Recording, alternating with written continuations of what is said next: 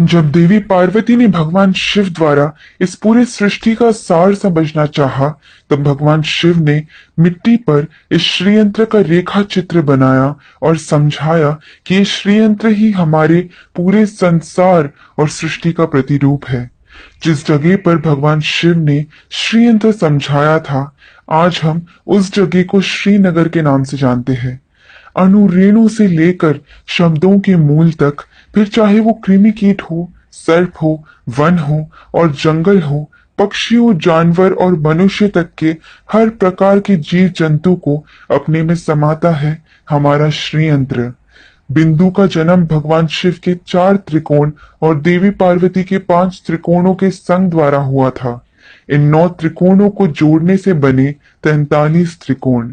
ये 43 त्रिकोण हमारे शरीर के धातुओं को दर्शाते हैं। सबसे पहला त्रिकोण हर जीवी का कवच यानी कि जीवात्मा कहलाता है।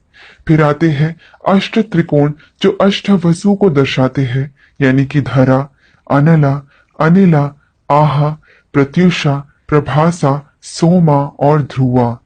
उसके बाहर के 2 चक्र 10 त्रिकोणों के मालाओं जैसे यंत्र को सजाते हैं। ये 10 त्रिकोण 10 अवतारों को और 10 महाविद्याओं को दर्शाते हैं।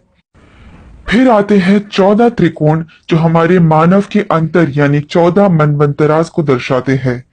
72 महायुगों को मिलाकर बनता है एक मनवंतरा और 14 मनवंतरा मिलाकर बनता है ब्रह्म का एक दिन यानी कि एक कल्पा। उसके ऊपर 8 सिर वाले सर्पों का चक्र बना है जिसे नागदल कहते हैं। नागदलों के ऊपर 16 फूलों के पंखुड़ियों से बना हुआ एक चक्र है। फिर जो 3 परत है वो हमारे त्वचा के 3 परतों को यानी कि एक्टोडर्म, एंडोडर्म और मीजोडर्म को दर्शाते हैं। हर जीवी से लेकर ग्रहों तक, जिसे हम ओजोन लेयर के नाम से जानते हैं, ऐसे सभी के ऊपर 3 परत होते हैं। ऐसा ये श्रीयंत्र हमें समझाता है। ये ठीक हमारे मॉडर्न टेक्नोलॉजी जैसे 8 GB, 16 GB, 32 GB, 64 GB, 128 GB, 256 GB जैसे बढ़ते जाते हैं। फिर आता है सदनत्रयंच, 3 परत जो हमें स्थूल शरीरा, सूक्ष्म शरीरा और कारण शरीरा समझाते हैं। ये भूर्भुव स्वाहा को दर्शाते हैं। ये परतें 4 खुले द्वारों को बनाते हैं जो हमें समझाते हैं कि इस चक्र में एक बार आ गए तो वापस निकलना नामुमकिन है। हमें मिटाने वाले भगवान शिव को जन्म देने वाले ब्रह्मा के पितामह विष्णु का जन्म हुआ इसी श्रीयंत्र से। अगर आप इसे समझ गए तो आपके लिए इसके षोडश मंत्र यानी कि 16 बीजाक्षरी मंत्र को समझने और याद करने के लिए और भी ज्यादा आसानी होगी। इसके मंत्र को सभी मंत्रों का राजा माना जाता है। तो आइए सुनते हैं और समझते हैं इसके षोडश मंत्र को।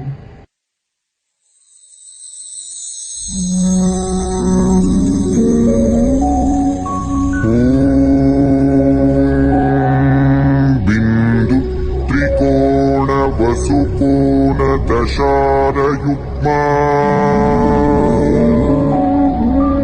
मन्वस्त्रनागदल षोडशपत्रयुक्तम्